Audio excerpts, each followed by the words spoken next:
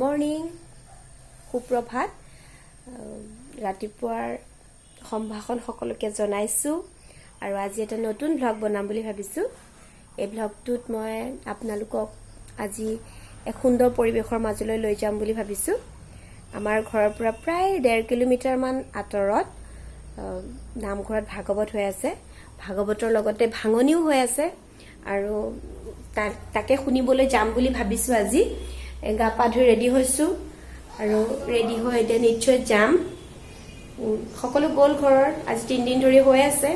আৰু আমি যাবলৈ বাকি আছিল আজি যাম গতিকে আপোনালোকক ভাগৱতৰ লগতে ভাগৱতৰ ভাঙনিৰ কিছু অংশ আজি শুনাম গতিকে এতিয়া আমি ৰেডি হওঁ আৰু ৰেডি হৈ পেলাই আমি ভাগৱত পাঠ কৰিবলৈ যাম ঠিক আছে দে ৰেডি হৈ লওঁ দেই আমি ৰেডি হৈ গলো আৰু এতিয়া আমি ভাগৱতলৈ যাম গতিকে আহক বহুত গৰম একদম বাহিৰত গতিকে সোনকালে ভাগৱতলৈ যাম আৰু সকলোকে ভাগৱত আমি শুনাম আহক হৈছো আৰু এয়া ভাগৱতলৈ যাবলৈ ওলাইছো আমি তিনিজন ওলাইছো ঠিক আছে আহক তেনেহ'লে লগ পাম ভাগৱতত আহক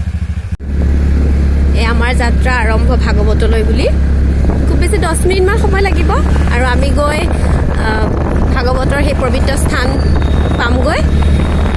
আৰু তাত আমি ভাগৱত দৰ্শন কৰিম আজি দেওবাৰ আৰু আমাৰ আজি ইয়াত চামগুৰিত সাপ্তাহিক বজাৰ হয় গতিকে আমি বজাৰৰ মাজেদিয়ে যাব লাগিব যিহেতু বজাৰৰ কিছু মানে আংশিকভাৱে আপোনালোকক মই আজি দেখুৱাই যাম আমাৰ বজাৰখন চাব দেই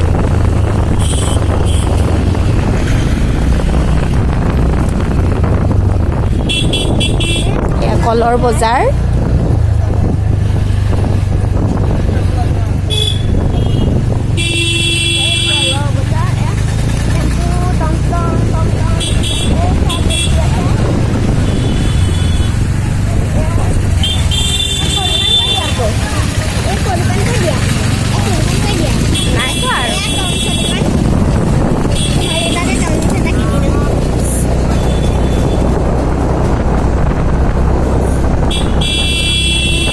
আমাৰ সাপ্তাহিক বজাৰ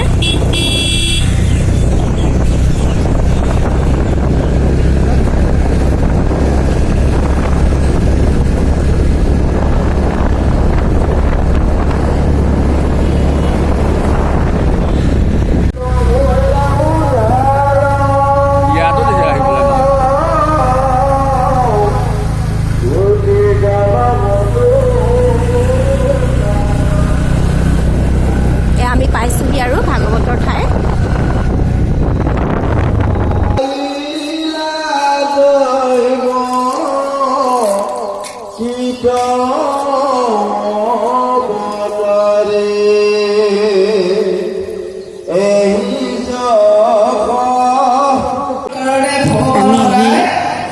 বন্তি লগালো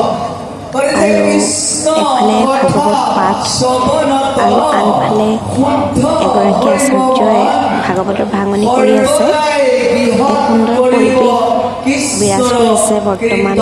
এই নামঘৰখনত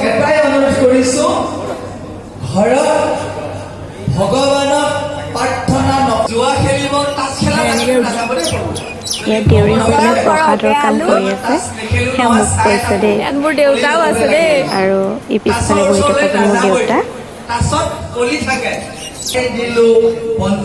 প্ৰসাদৰ কাম কৰি আছে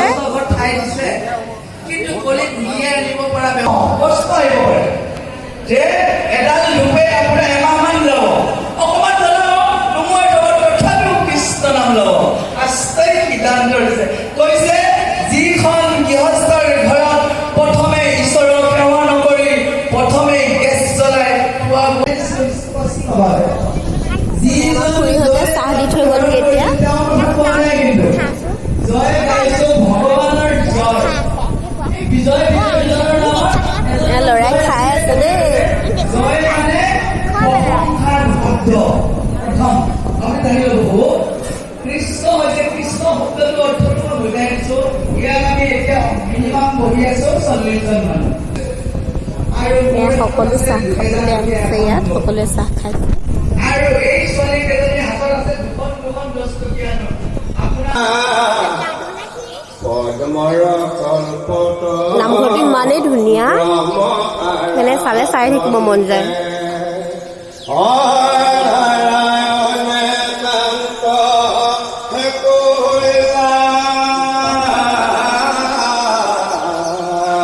জয় কৃষ্ণ। ইমান ধুনীয়া বিৱৰণ এই মহাভাগৱত কৈছে। দিগদতী শুক, দিগদতী সমস্ত শব্দ। শুকে কৈছে শুনা সাৱধানে